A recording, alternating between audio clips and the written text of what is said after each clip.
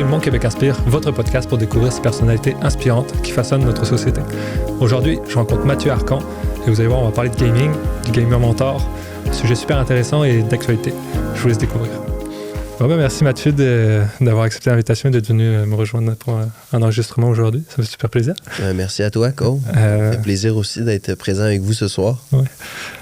Fait qu'on va parler de gaming. Ouais, parler de jeux vidéo. Ouais, j'ai bien hâte de découvrir ça. Fait qu'est-ce que tu peux nous parler un petit peu finalement, c'est ça, toi, tu as cofondé le Gamer Mentor. Ouais. Avant de parler un peu de ce que c'est le Gamer Mentor, j'aimerais ça juste que tu te présentes un petit peu qu'est-ce qui t'a amené là, finalement, dans ton parcours, tes expériences personnelles, qu'est-ce qui t'a amené à starter ce projet-là? Effectivement, comme tu l'as dit, c'est ça, je m'appelle Mathieu Arcan, j'ai 33 ans, je suis originaire de Québec. Quasiment, on se croirait dans un dating show. Non, c'est ça. Mais moi, ma première console de jeu, pourquoi le Gamer Mentor? C'est ça, le gaming, ça a toujours fait partie de ma vie. Première console de jeu à 6 ans, la première PlayStation, la PlayStation 1 avec le jeu Crash Bandicoot. Je sais pas, t'es-tu un peu gamer? T'as-tu un peu touché? Crash Bandicoot, je l'ai, ouais. Tu connais? Ouais. Moi, c'était aussi Mario Kart, là, sur la 64. OK, toi, t'étais Nintendo? Ouais, aussi. Moi, mes parents, ils ont opté pour Sony sans le savoir. Ils savaient pas Nintendo, Sony, la guerre des consoles, mais non, c'est ça. Fait que moi, j'avais pas eu de Mario, mais j'ai eu l'équivalent en renard ou un marsupien, je sais pas. Au lieu de ramasser des scènes, il ramasse des pommes. Fait que moi, ça a été mon premier jeu vidéo. Puis j'ai tout de suite aimé les jeux vidéo. Rendu après ça, un peu plus tard au secondaire, c'est les Pokémon qui sont sortis. Les 150 premiers Pokémon. Je me rappelle, je connaissais mon Pokédex par cœur. Mon père, il me posait des questions. J'étais capable de tout répondre avec la Game Boy. Rendu à l'adolescence, embarqué dans World of Warcraft. Okay. Qui est sorti, je pense que j'avais 14 ans. Puis World of Warcraft, je sais pas si tu connais, mais c'est un jeu qui demandait beaucoup de temps. C'était comme une job à temps plein, être bon dans ce jeu-là, pratiquement. Fait que, au secondaire, je jouais beaucoup à ce jeu-là parce que j'avais le temps. Fait que, mes parents commencent à pas trop aimer ça, c'est stressant. C'était commencé à être nouveau, là, le jeu vidéo. Je te dirais que c'est pas mal avec notre génération de jeunes que ça a commencé à être démocratisé dans les maisons, là, les nouvelles consoles, avec les jeux d'ordinateur. Tout le monde commence à avoir un ordinateur à la maison, le jeu en ligne qui commence aussi. Fait que, mes parents comprenaient pas ça. Mes parents avaient jamais touché un jeu vidéo de leur vie. Là. C'est moins pire avec les parents que je rencontre. Des fois, ils ont joué un peu étant plus jeune. Mes parents, zéro puis une barre. Fait que, c'était beaucoup de commentaires négatifs à l'égard des jeux. Puis moi, ça m'a quand même affecté sur le plan personnel, de voir que ce que j'aimais avait comme pas de valeur pour mes parents. Mais j'ai quand même continué à jouer. Puis, moi, je suis un gars qui est intense, qui est passionné. Là, ça va peut-être se sentir dans le podcast.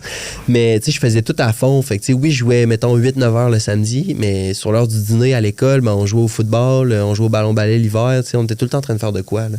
On n'était jamais en train de rien faire, justement. Puis, c'est ça. Puis, mes parents, mais dans le jeu, c'est ça, j'étais à fond. Mes parents comprenaient pas ça. Rendu au cégep, j'ai embarqué sur StarCraft 2. Puis après ça, League of Legends. Puis c'est là que j'ai vraiment poussé dans le jeu compétitif, si on veut. D'essayer de devenir meilleur. Je commençais à regarder des vidéos sur YouTube, de regarder les joueurs pros. Puis là, la structure des joueurs pros, OK, crime, c'est pas vrai qu'ils jouent toute la nuit, c'est pas vrai qu'ils font pas de sport, ils gèrent bien leurs émotions, c'est des gens qui se regardent le nombril quand ils veulent s'améliorer. Puis j'ai toujours trouvé ça intéressant. Puis moi, ça m'a comme un peu changé aussi dans ma vision de moi en tant que gamer. Puis finalement, rendu à l'université, j'ai un peu arrêté le jeu vidéo. Parce que j'étais comme à un point dans ma vie où j'étais à l'université, je sais pas qu'est-ce que je fais là, j'étais perdu, j'avais rien accompli encore, j'avais 23 ans, j'étais quand même assez dur envers moi-même.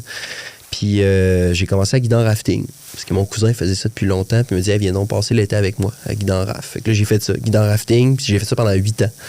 Parce que quand j'ai commencé ça, je me suis dit, je vais aller au bout de ça. Je veux vraiment. Puis fait que j'ai tout fait. J'ai guidé, j'ai été caquiste de sécurité, j'ai été gérant de rivière, j'ai formé des nouveaux guides. J'ai tout fait ce qu'on pouvait faire avec le rafting. Puis c'est ça qui m'a amené aussi à avoir mon esprit entrepreneurial. Je me suis rendu compte que je me pognais avec mes boss. J'avais ma vision du rafting que je voulais avoir, que je voulais faire. Mais c'était pas à moi de changer leur entreprise. Fait que finalement, après ça, je suis retourné à l'université. Terminé un bac. Parce que je savais que j'allais être entrepreneur. Fait que j'étais allé me chercher des cours qui pouvaient m'aider là-dedans.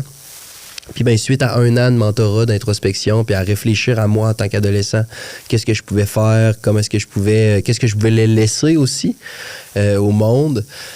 Ben, c'est ça qui est venu le Gamer Mentor, d'encadrer les jeunes, de leur permettre de se développer au travers de leur passion du jeu vidéo. Tout ça inspiré justement par le sport électronique, par les joueurs professionnels, mais de ramener ça à une plus petite échelle dans le but de mobiliser des jeunes qui ont peut-être moins d'intérêt pour le sport, moins d'intérêt pour les activités culturelles ou qui en ont tout autant, mais qui aiment vraiment le jeu vidéo, puis de leur permettre de pouvoir se développer là-dedans. T'sais. Comme le sport, comme les activités justement culturelles permettent aux jeunes de se développer puis d'apprendre qui ils sont. T'sais. Ouais, moi, je trouve ça super intéressant parce que, par rapport à ce que tu disais, il y a les parents maintenant commencent à connaître ça parce qu'il y en a certains qui ont gamé. Ouais, exact. il y en a d'autres qui voient ça évoluer. Mais à notre génération, les parents ne connaissaient pas ça. Ils n'avaient jamais joué. Puis fait que c'était assez nouveau. Je pense que la vision a dû vraiment évoluer dans le temps. Puis on en reparlera tantôt. Mais je suis vraiment curieux de voir ta perception par rapport à ça. Fait que de ce que je comprends, c'est venu vraiment d'une passion pour toi, pour le gaming, à la base, qui finalement t'as essayé d'autres affaires, mais ça t'a ramené vers ça. Puis le Gamer Mentor est né à... Ça me ramenait à ça, mais au final, ce qu'on prône, nous, c'est l'équilibre. Fait que, tu sais, toutes les expériences passées, puis là, ben, mettons les autres sports que je pratique aussi, ben, ça fait partie de ça, de cet équilibre-là, en fait. Puis c'est ça qu'on veut montrer aux jeunes, tu sais. C'est parfait de jouer, mais tu vas avoir besoin de faire autre chose aussi. Tu n'auras pas le choix. Ça va être nécessaire pour toi, ton développement, ta santé mentale aussi. Tu sais, des fois, tu joues au jeu, puis crime, ça va bien, tu gagnes, c'est parfait, mais le lendemain, tu joues, tu perds. Crime, t'as envie de lancer ton clavier par la fenêtre, t'es frustré, t'es choqué, ben c'est parce que c'est un peu ton corps qui t'envoie un signal de, tu sais, il faut que tu prennes une pause, tu sais, en ce moment. T'as trop joué, t'as besoin. Un peu comme les athlètes, tu sais, des fois, c'est important qu'ils arrêtent puis qu'ils se calment. Parce que oui, ils mettent beaucoup d'énergie, ils mettent beaucoup d'efforts, mais à un moment donné, quand ça va pas, ça va pas. C'est comme n'importe qui au travail, ça arrive que des fois, voyons, t'es pas capable d'avancer sur ton projet, ça fonctionne pas, crime. T'arrêtes, tu reviens le lendemain, tu clenches ton travail en 30 minutes, tu sais, puis ça va super bien. Mais c'est le même principe dans le gaming, c'est juste que dans le jeu vidéo, c'est facile de rester accroché parce que c'est un peu fait aussi, conçu pour que on reste puis qu'on joue puis qu'on passe plus de temps, surtout avec les jeux gratuits, depuis qu'ils ont changé la façon de monétiser les jeux vidéo.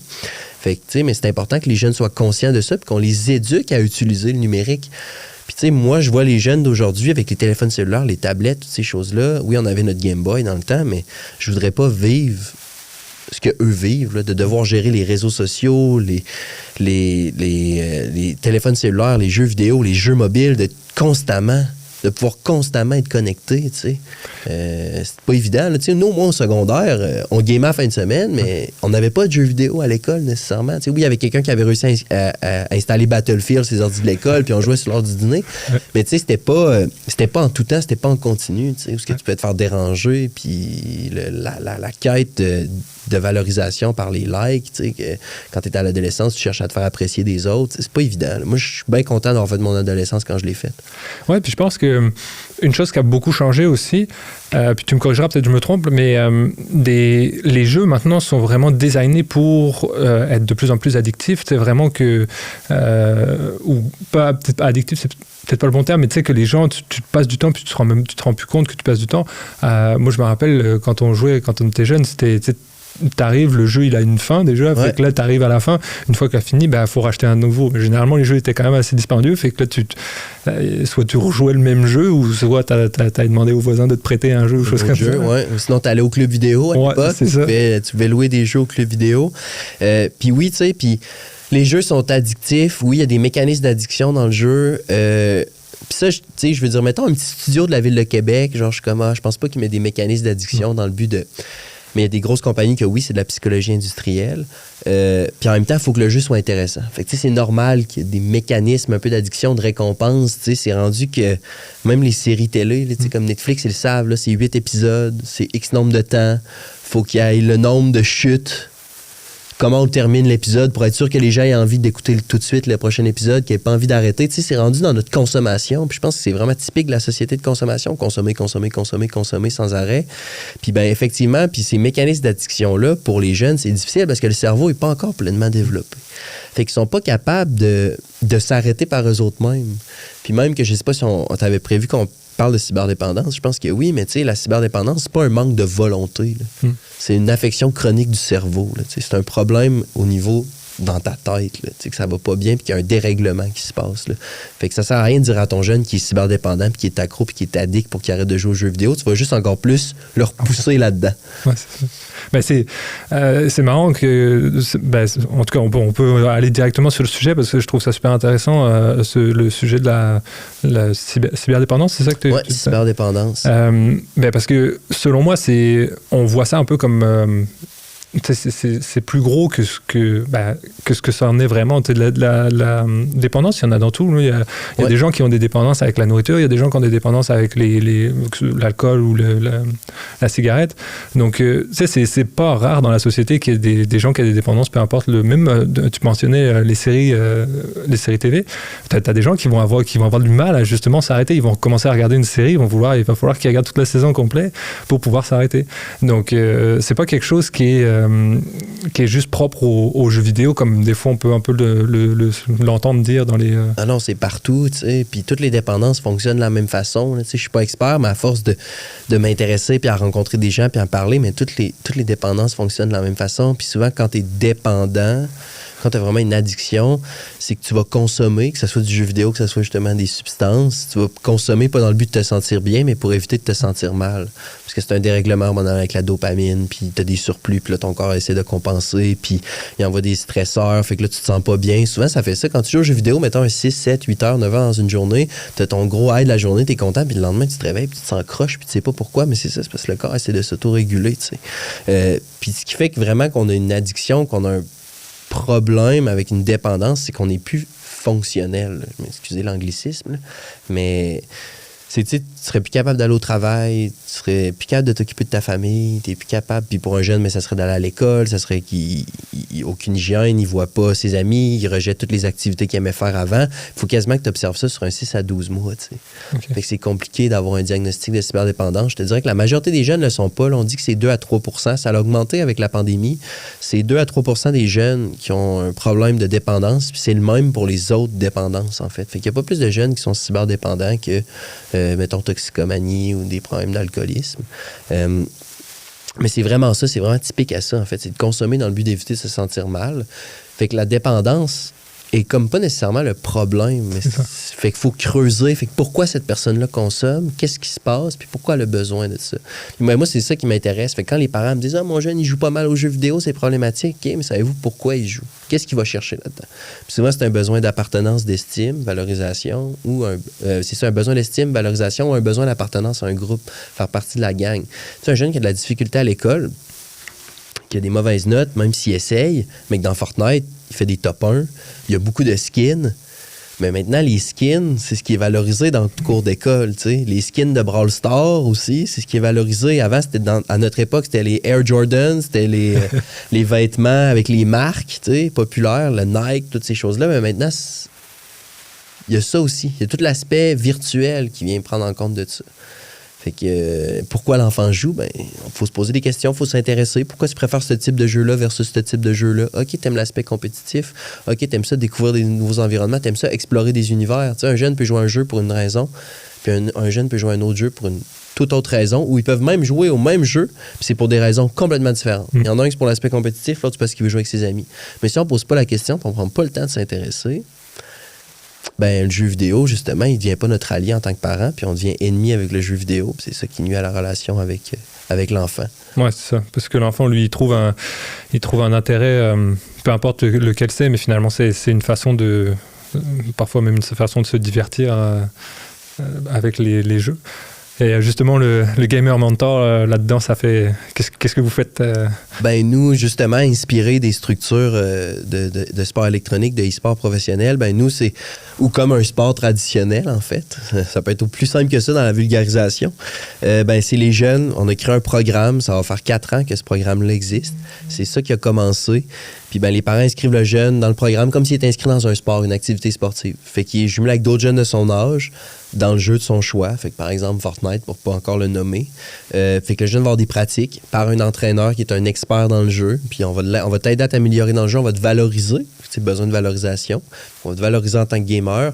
Puis on va te montrer en même temps, avec des ateliers de saines habitudes de vie, pourquoi en tant que gamer, c'est important d'être équilibré. Puis c'est important de jouer de façon saine. Puis comment, en fait, ça va t'améliorer. Puis ça va te permettre de t'améliorer sur le long terme en tant que joueur aussi. Fait que, autant le gamer a besoin de son sommeil, autant que l'étudiant a besoin de son sommeil, que le travailleur, que tout le monde. C'est pas juste une personne, non, c'est...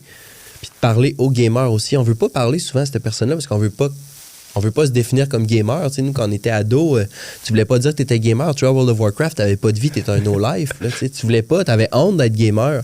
Il faut que les jeunes n'aient pas peur d'être fiers d'être gamer, qui embrassent ça, puis qui se construisent à partir de ça.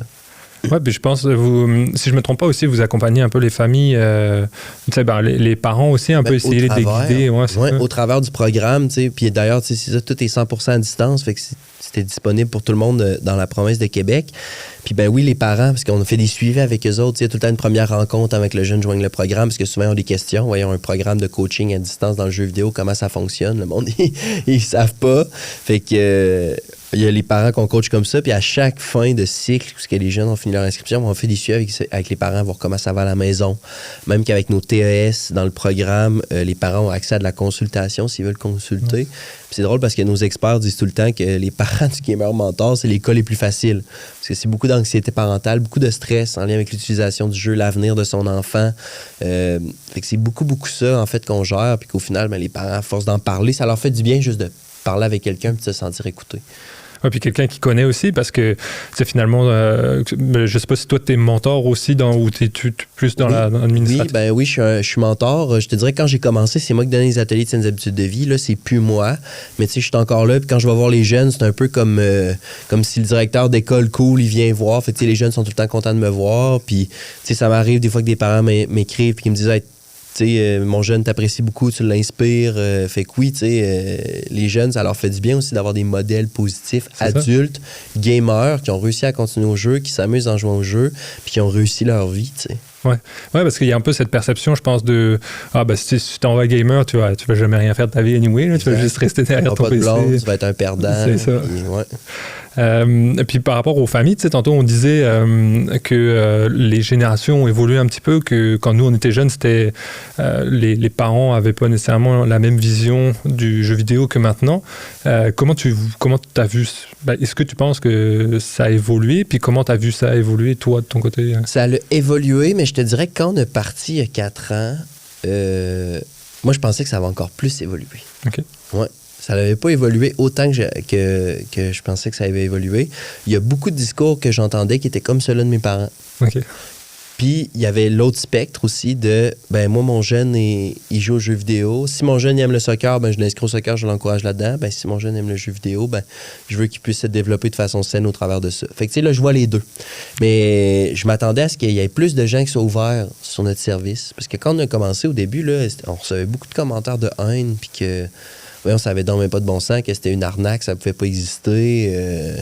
Fait que non, c'est ça. Mais là, on commence à de plus en plus, tu sais, justement, un podcast, parler des entrevues, que les gens trouvent que notre discours fait du bon sens, qu'il y a du sens, que, tu sais, de bannir, c'est jamais la solution. Faut éduquer, faut apprendre, faut s'intéresser. Fait que non. Puis les parents, puis vois-tu, les parents n'auront pas le choix de s'intéresser, puis n'auront pas le choix de faire le pas dans cette direction-là, parce que tous les parents que je rencontre, qui ont inscrit leurs jeunes, en l'espace de 6 semaines, ils ont vu des bénéfices auprès de la relation familiale puis auprès de leur enfant. Là. Cool. C'est que ce soit après 1 semaine ou 6 semaines. Après 6 semaines, tout le monde a vu des bénéfices. Après ça, la grandeur des bénéfices est typique à chaque enfant. Mais tu sais, chaque parent a vu une différence. Puis c'est par là que ça se passe, en fait. Je pense que, tu sais, il y a aussi le fait que ce monde-là était comme justement un petit peu, peut-être le monde du gaming vraiment un peu plus, on va dire, professionnel, était peut-être mal vu avant, fait que c'était un peu tabou, on voulait quand même pas trop en parler, j'ai l'impression, et fait je vois des initiatives comme la tienne, il y en a très peu finalement, des initiatives qui vont essayer de vraiment aider le gaming. Même les e-sports sont quand même c'est assez récent quand même. Ça commence, je te dirais que dans les cégeps, il y a du monde qui était là avant nous autres, qui ont quand même pavé le chemin. Dans les cégeps, je ne sais pas combien de cégeps au total, mais je pense qu'il y a juste 2 cégeps au Québec en ce moment qui n'ont pas d'équipe de sport électronique. Okay. Fait que ça commence. Là. Dans les écoles secondaires, c'est plus difficile, mais ça commence aussi tranquillement, mais sûrement. Mais dans les cégeps, c'est vraiment très bien implanté. Puis il y a des jeunes pour qui ça fait justement une différence. Là.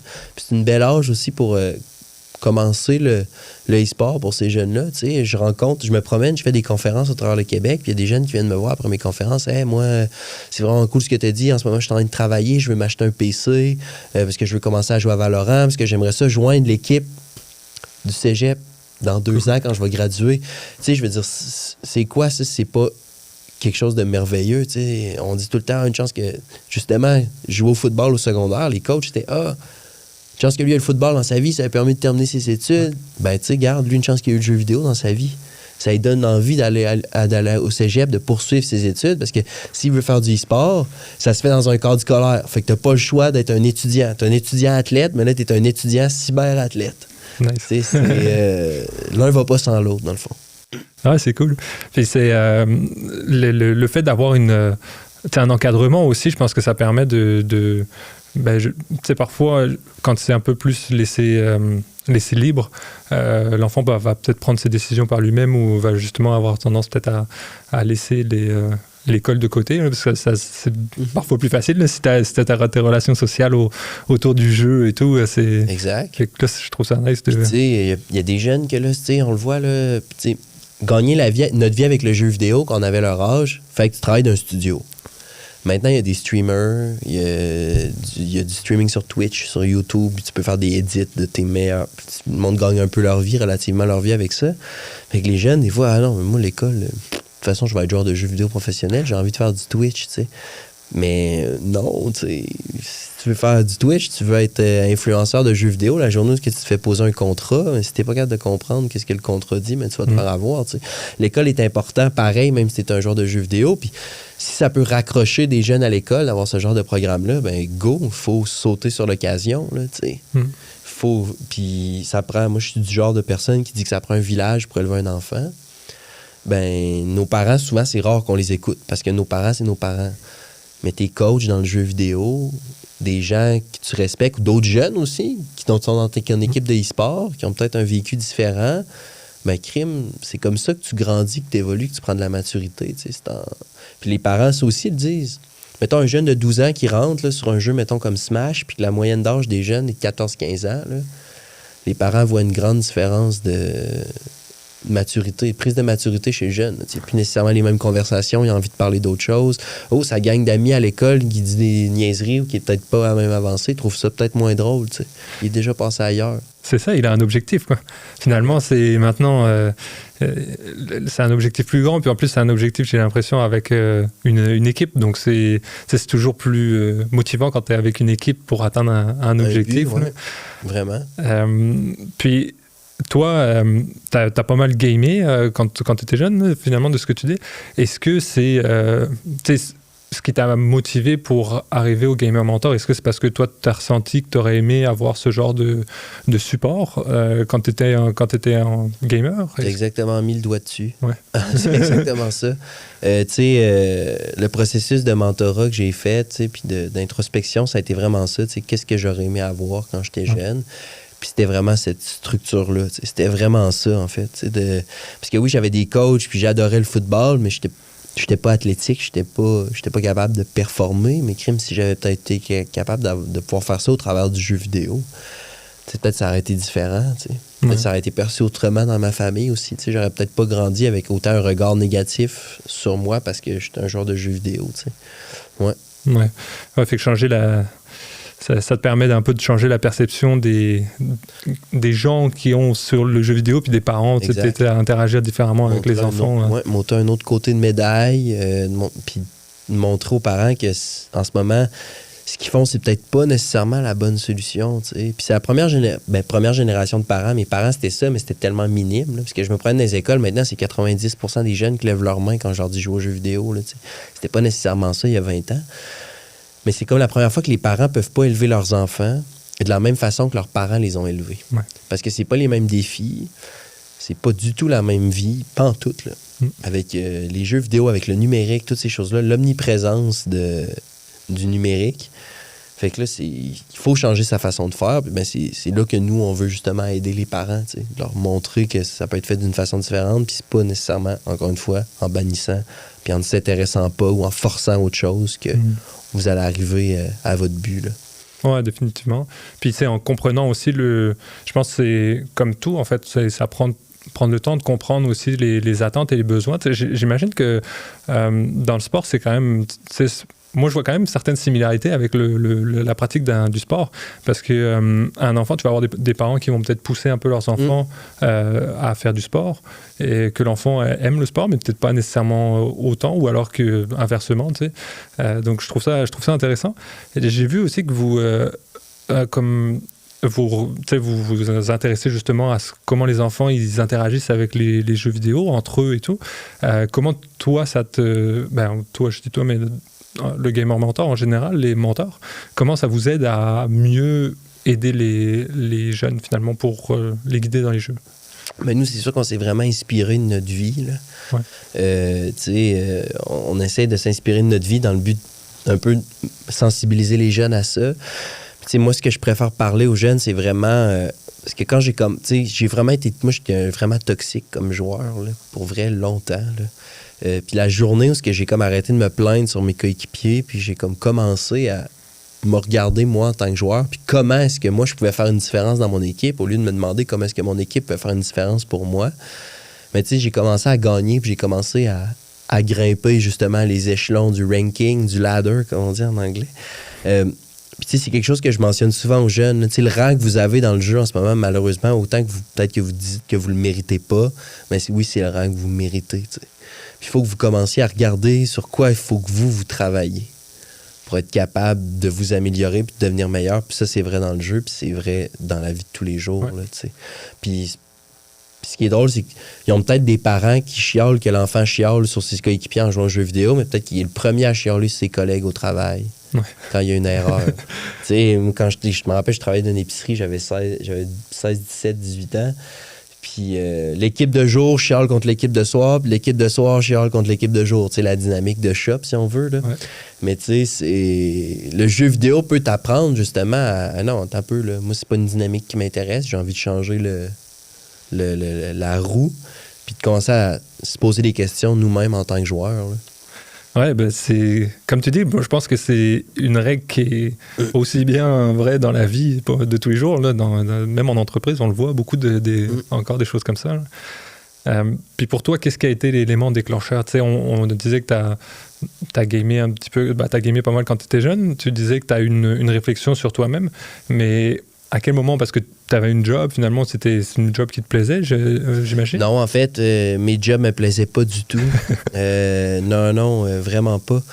Puis, dans le fond, j'ai rencontré ma copine, future mariée. En fait, on est fiancés depuis environ 4-5 mois. Félicitations. Puis, elle était déjà en processus entrepreneurial avec cette mentor-là. Puis, elle me dit, hey, moi, j'étais vraiment à la croisée des chemins. Là. Je venais d'avoir une entreprise, ça s'appelait... en fait, je ne vais pas les nommer parce que ça avait fini en avocaillerie.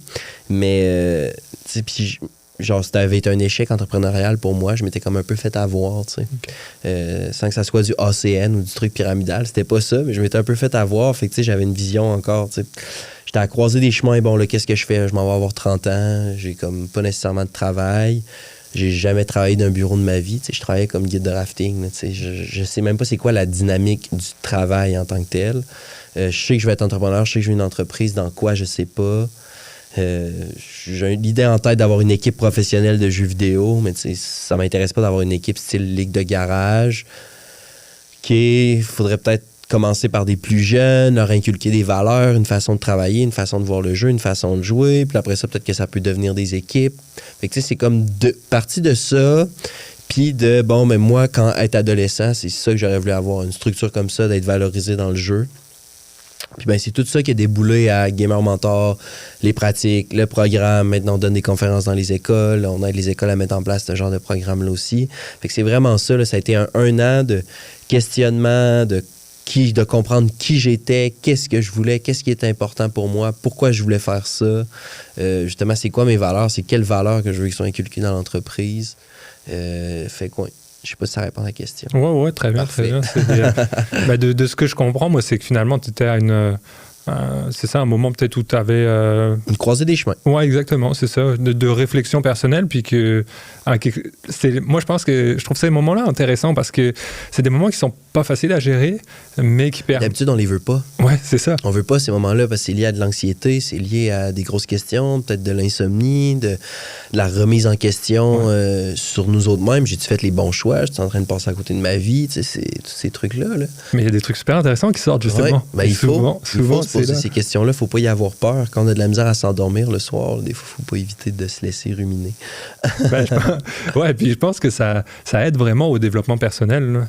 Tu dis que tu n'as pas fait tu faisais des jobs qui ne t'intéressaient pas nécessairement, mais là, je pense que tu es vraiment dans le... Ça a fait ressortir quelque chose qui Si je suis pas sur mon X, je suis pas loin, mais je pense que oui, là, honnêtement. Là, quand j'étais adolescent, je voulais être humoriste ou lutteur professionnel. Mais là, je donne des conférences dans les écoles. C'est comme je fais ma tournée, là, passe des podcasts un peu dans l'entertainment. Je pense que je suis pas si pire. Là. Ouais, c'est bon. Non, c'est ça. Je trouve ça vraiment intéressant de voir ces moments-là de réflexion. Je pense que c'est important personnellement d'avoir ces petits moments-là. Puis si on revient au monde du gaming, on parlait, les jeunes, ils sont... fait que tu as une partie virtuelle, fait qu'ils parlent entre eux à distance. Comment gérer ça? Parce qu'il y a une partie aussi dans le monde réel, finalement, de partage social. Comment trouver un équilibre là-dedans? C'est pas toujours facile. On disait tantôt, on a les cellulaires dans les mains, il y a les tablettes à la maison, il y a le PC, il y en a partout. Là, fait que c'est comment trouver cet équilibre-là dans le... Ben, ce qui est important, c'est que les jeunes qui ont ça, qu'ils aient les deux au pire. T'sais. Mais il ne faut pas négliger les relations que les jeunes ont en ligne. Ouais. Parce qu'à leurs yeux, ça a la même valeur que leur relation amicale dans la vraie vie. Puis bien souvent, tous les jeunes que je rencontre, ils ont les deux. Là. Il y a un mix des deux. Les jeunes, souvent, leurs premiers amis de gaming, c'est leurs amis d'école. Fait que la relation continue, elle perdure comme ça. Puis ben c'est important, justement, d'avoir les deux. Fait que, tu sais, pourquoi pas avec les programmes, justement, dans les écoles, mais ça te permet d'avoir des amis de gaming que tu peux jouer avec eux. Comme dans le temps, quand on gamait sur le divan ensemble, parce qu'on se faisait des vrais LAN parties dans le sous-sol chez nos amis. Mais c'est une façon, justement, de garder cet équilibre-là. Puis il y a des jeunes pour qui c'est plus difficile parce qu'ils ont peut-être de l'anxiété sociale, puis éventuellement, ils vont se développer, mais il faut qu'ils prennent confiance en eux. Puis si c'est au travers de des relations en ligne avec des gens, ben tant mieux. Parce qu'il y a beaucoup de jeunes qui ont de la difficulté à connecter avec des gens dans le monde réel par rapport justement à qu'est-ce qu'ils perçoivent d'eux autres mêmes. Tu sais, je sais pas, t'as de l'acné ou tu te trouves pas beau à l'adolescence comme tout le monde se trouve pas beau parce que t'as des lunettes aussi, puis ça. Ben en ligne, t'as juste la voix, tu sais. Là, si t'as une mauvaise voix, là, t'es dans le trou, par exemple. Là. Mais non, mais il y a juste la voix. Fait que souvent, il n'y a pas de jugement. Mais après ça, faut inculquer aux jeunes aussi à un peu se protéger en ligne, tu sais. Mentionne pas ton nom, peut-être mentionne pas ton adresse ou ce que tu habites, mentionne pas ton âge, parce qu'on sait jamais à qui on a affaire. Mais moi, je dis tout le temps aux jeunes, si vous avez eu du plaisir à jouer avec quelqu'un en ligne, n'hésitez pas à inviter cette personne-là dans votre friend list. Puis si vous vous rendez compte que la personne est tout croche ou qu'elle n'a pas de bon sens, mais n'hésitez pas à l'enlever, à la retirer. Il n'y a rien qui te force à rester ami avec quelqu'un. Là, mais c'est vrai dans la vraie vie, c'est vrai dans le monde virtuel. Si cette personne-là, tu te rends compte que crime, elle n'a pas les mêmes valeurs que moi, elle ne joue pas de la même façon que moi, ben crime, pourquoi je continuerais, pourquoi je me forcerais à vivre une relation comme ça? Ouais, ou peut-être qu'elle n'a même pas évolué de la même façon que toi. Hein. Fait que c'est vraiment intéressant, l'aspect social. Moi, je pense qu'il y a aussi parfois, dans le gaming, tu peux aussi enlever la distance d'une certaine façon. Tu disais, vu que c'est à distance, ben, mettons que tu as une famille qui déménage de Montréal à Québec, par exemple, ben, ça permet aussi, ils ont étudié ensemble au secondaire ou au cégep, Et puis après, t'en as un qui s'en va, là, ça permet de garder une certaine relation. Ça arrive souvent, ça, des jeunes qui me disent ça. Moi, c'est une façon de garder un lien avec, justement, parce que j'ai déménagé. Puis je te dirais que même que les gens de notre âge, souvent, c'est ça aussi. C'est ça. Garder les amis proches du secondaire, que crime, on se voit plus, on a de la difficulté à se fréquenter, parce que là, peut-être les enfants, au travers de ça, on a moins de temps. L'autre est rendu dans une autre ville à cause du travail. Le jeu vidéo, on se retrouve tout le monde ensemble le mardi soir, puis on se fait une petite game une fois de temps en temps, une fois par mois. Ça permet de garder le relationnel. Ouais, c'est bon. Inculquer ça, finalement, garder des relations solides, c'est important quand même. L'important, c'est puis les jeunes qui ont de la difficulté, au moins d'avoir un bon ami dans le vrai monde, c'est important aussi. Puis d'évoluer avec ces gens-là. Puis sinon, d'essayer de trouver, là, quand tu vieillis, d'essayer de trouver des groupes avec tes intérêts. Si t'aimes le jeu vidéo, tu peux trouver des groupes. Si t'aimes les jeux, si t'aimes les mangas, peut-être que tu peux trouver un club de lecture ou de quoi du genre pour essayer de trouver des gens, rencontrer des gens. C'est de la difficulté à socialiser dans le vrai monde. T'sais. Puis comment, là on parle du cercle un peu social virtuel, comment parce qu'il y a toujours des gens, malheureusement, qui vont être toxiques ou alors qui des fois, tu as carrément des on va dire, des jeux un peu comme, pareil, dans la vraie vie, tu vas avoir des jobs qui sont réputés comme vraiment plus pour les gars, puis les filles ça va être plus difficile pour les femmes d'embarquer dans ces domaines-là où il va y avoir un peu de discrimination ou quoi. Dans le gaming, on retrouve les mêmes genres de comportements. Les mêmes mœurs, fait comment pour les familles et puis les jeunes, comment essayer pas de se protéger, mais de gérer ces choses-là, finalement? C'est vraiment de faire de l'éducation, Si en tant que parent, toi, tu tolères pas ça que ton enfant parle de même, crime. Puis c'est pas parce que tout le monde le fait que c'est intelligent, Mais il faut vraiment inculquer des valeurs aux jeunes, Moi, quand les jeunes jouent dans le jeu vidéo, je leur fais comprendre que, regarde, quand tu te fais bannir ton compte, c'est parce que tu as tenu des propos homophobes, racistes, misogynes, tu as peut-être fait des menaces de mort à des gens.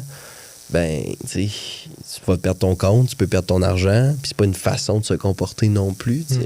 J'aimerais ça qu'on le fasse, les jeunes, là, qu'on leur fasse modifier leur voix pour qu'ils parlent avec une voix plus féminine, puis qu'ils l'expérimentent, voir se mettre l'autre bout du spectre. On l'a pas encore fait, là, ce serait pas évident à le faire, mais j'aimerais ça que les jeunes expérimentent ça, voir s'ils changeraient de comportement un peu. Mais c'est pas évident, si tout est la question d'anonymat, là. Je sais pas si un jour dans la société, on va se mettre à avoir... ça, c'est des gros enjeux éthiques, là, mais je sais pas si on va se mettre à se rendre là parce qu'avec le monde virtuel, mais pas d'avoir... Comme si tu avais un numéro de social, mais en ligne. Tu avais vraiment une identité en ligne qui était ralliée à ta personne, à toi. Fait que ton comportement en ligne va se faire juger de la même façon que tu te fais juger sa conduite avec ton permis de conduire, tu peux te faire arrêter par la police. Je sais pas si un jour ça va arriver pour vrai, la police de l'Internet. À chaque fois souvent quand le monde est toxique, puis arrête, c'est quoi, tu vas aller te plaindre à la police de l'Internet, ça n'existe pas, puis on se dit que ça n'existera jamais. Je sais pas si un jour ça va venir, mais parce que où est-ce qu'il y a de l'homme, il y a de l'hommerie, si on veut. Là, je veux dire, c'est des comportements humains déplacés. C'est un peu. Je compare ça souvent à la rage au volant. Derrière ton volant, souvent, tu peux te mettre à insulter du monde. Tu vas dire des affaires que tu dirais jamais à personne en pleine face. Mais en ligne, c'est un peu la même chose. L'effet d'anonymat, c'est ça que ça fait. D'éduquer. Puis d'éduquer surtout les jeunes qui peuvent peut-être vivre ça. De leur dire qu'ils ont le droit de mériter autre chose, puis ils ont le droit de mériter mieux. Si toi, tes amis, quand ils jouent de même, ça t'intéresse pas, mais que t'as peur de peut-être pas trouver d'autres amis avec qui jouer, hésite pas à peut-être lâcher cette gang-là, puis essayer de trouver d'autres gens avec qui jouer. Je pense que c'est vraiment ça le plus important, parce que des imbéciles, il va toujours en avoir. Le but, c'est qu'il y en ait moins. Mais si au moins on peut réconforter certaines personnes, que regarde, si toi, ça te convient pas, tu peux aller ailleurs.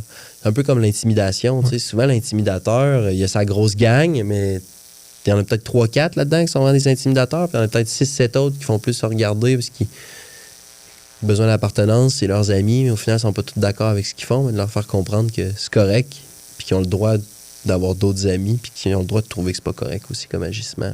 Là. Finalement, comme dans la vie, finalement, c'est ça aussi. Là, dans la vie réelle, Ouais, ce thème est vraiment intéressant, puis je pense qu'il n'est pas facile.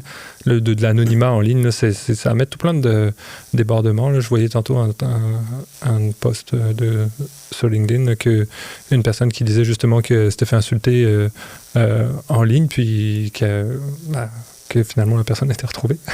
Okay. Donc, c'est pas l'Internet, c'est pas aussi anonyme que certaines personnes veulent bien le penser.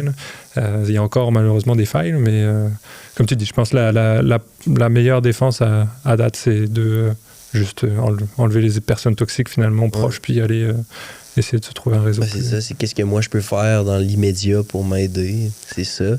Puis quand tu joues, ben on peut rendre muet les autres joueurs, fait qu'hésite pas, là, s'il y a des gens qui sont vraiment désagréables en jouant, n'hésite pas de les rendre muets, là, tu sais. Il y a bien du monde des fois qu'on aimerait ça rendre muet dans notre quotidien, on peut pas. Fait que dans le jeu tu peux, fait que pourquoi pas l'utiliser, tu sais. C'est ça.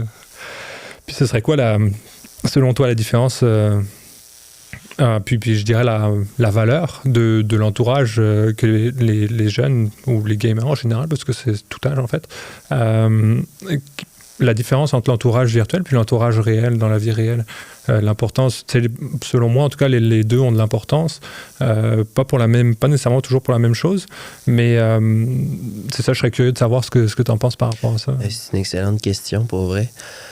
Tu sais, je pense que peut-être que l'entourage dans le lien avec le jeu vidéo, l'entourage virtuel, c'est peut-être tout ce qui est en lien, un peu comme le sentiment d'équipe, le sentiment d'appartenance à une équipe, faire partie d'une gang.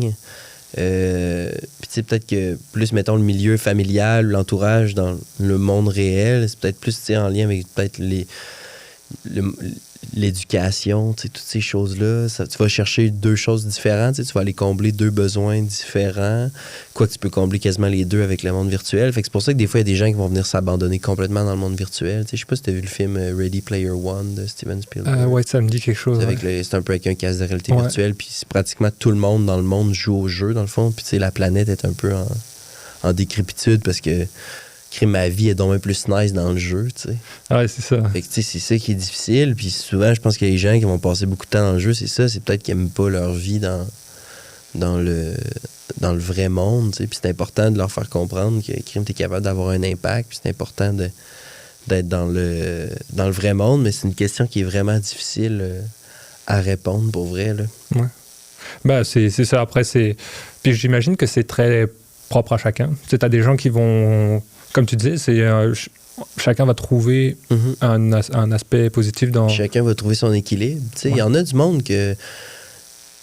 Puis c'est pas qu'ils sont de même. Là. Puis c'est vrai qu'ils n'en ont pas besoin de beaucoup de relations sociales dans leur vie. Là. Ouais. Puis ils sont super contents, puis ils sont super bien, puis ils sont très fonctionnels, ils ont un super bon travail, ils ont peut-être même des enfants, peut-être même une famille, puis ils n'ont pas besoin d'avoir beaucoup d'amis, puis d'être tout le temps en train de faire le party, puis de recevoir du monde chez eux, tu sais. Puis ils vont combler avec un peu de social dans le jeu vidéo, tu sais. Puis ça peut être parfait pour cette personne-là, puis pour d'autres, ben ça marcherait pas du tout, tu sais. Ouais. C'est important que chacun se respecte là-dedans, tant justement que ça demeure sain et équilibré, je pense. Puis si on parle un petit peu du futur de ce qui s'en vient pour le monde du jeu vidéo et tout, tu sais, actuellement on voit la réalité virtuelle qui commence à débarquer et tout. Comment tu penses que réalité virtuelle, réalité augmentée, comment tu vois que ça va affecter ce que toi tu fais finalement? Les mentors vont avoir une réalité un peu différente là-dedans. Effectivement. Je sais pas à quel point, c'est quand que ça va devenir vraiment démocratisé dans toutes les familles. Là. Peut-être le temps, je pense que c'est pas demain, mais... Ouais, mais effectivement, puis tu sais, tantôt je te parlais de Ready Player One. Ouais. Tu sais, moi j'ai peur de ça un peu. T'sais, j'ai peur de, est-ce que la réalité augmentée va tellement être augmentée que vraiment ta vie quotidienne, elle va vraiment devenir banale et inintéressante. Parce que la réalité du jeu va tellement devenir réelle que tu vas vraiment pouvoir avoir une vie dans le jeu. Tu sais, mettons juste, on va pousser ça loin, mais tu sais, il commence à avoir des objets érotiques que tu peux vivre pratiquement une relation avec quelqu'un à distance. Fait que tu sais, imagine ça, tu rentres ça dans le jeu vidéo, là, tu peux avoir un avatar avec, mettons, toi, t'as pas d'abdos dans la vie, mais là, ton avatar en ligne peut avoir des abdos, puis tu jumelles ça avec, tu sais, tout ce que tu pourrais pas avoir dans la vraie vie, parce qu'il faudrait que tu travailles, il faudrait que tu mettes du temps. Dans le jeu, tu pourrais l'avoir parce que tu peux mettre ça sur une carte de crédit. Puis là, ben, crime, garde, tu peux rêver autant que tu veux dans le jeu, tant que tu payes, tu sais.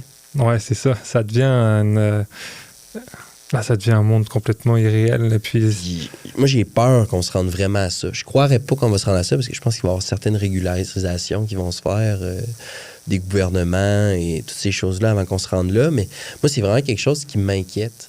C'est vraiment que le monde le jeu devienne tellement réel qu'on s'y perde, là. Pour certaines personnes, que vraiment, ils apprécient peut-être pas leur vie, leur quotidien dans la réalité, puis ça devienne vraiment un échappatoire, tu sais. Mais malheureusement, j'ai l'impression que pour certaines personnes, ça pourrait devenir le cas. Des personnes qui ont peut-être une vie assez difficile, c'est quand même, tu sais, c'est tentant, c'est... Quand tu n'as rien qui marche autour de toi, ben, c'est un échappatoire finalement. Pourquoi là. pas? Ouais, c'est ça. Mais essayez-là à la place. Essayez s'il n'y a rien qui fonctionne. Exactement. Là. Donc, oui, je suis curieux de voir comment ça va évoluer. Je pense que c'est intéressant parce qu'il y a tellement de choses ça va tellement vite par rapport à ça. Là. Puis, en même temps que ça va peut-être devenir la limite, la seule limite dans ces jeux-là, peut-être ça va devenir l'imagination des joueurs. Ouais. Tu vas pouvoir être capable de faire n'importe quoi. Tout ce que tu serais pas capable de faire, mais tu vas être capable de le réaliser. Fait que ça peut devenir, autant que ça peut être merveilleux, que ça peut devenir extrêmement vicieux aussi. T'sais. Ouais, les deux côtés de la médaille. Ouais. Puis, comment tu vois tu parlais tantôt, tu as une équipe de e-sport finalement. Je pense que, je sais pas si vous avez. On n'a pas vraiment une équipe de e-sport en soi. On coach les équipes dans des écoles. Okay. On a des jeunes qu'on coach. C'est très difficile pour vrai. Honnêtement, autant qu'il y a de jeunes qui jouent, mais d'avoir des parents qui sont willing avec les jeunes. Mais tu sais, sur Smash, c'est plus facile parce que c'est du 1 contre 1. On est capable d'amener les jeunes faire des petites compétitions. Mais dans les autres jeux, c'est très difficile. En soi, avec le Gamer Mentor, avec les écoles qui ont leurs jeunes, c'est plus facile. Mais nous, en soi, on n'a comme pas vraiment d'équipe. Puis est-ce que c'est quelque chose que, tu sais, où est-ce que tu vois le Gamer Mentor? C'est sûr que j'aimerais ça éventuellement avoir une équipe.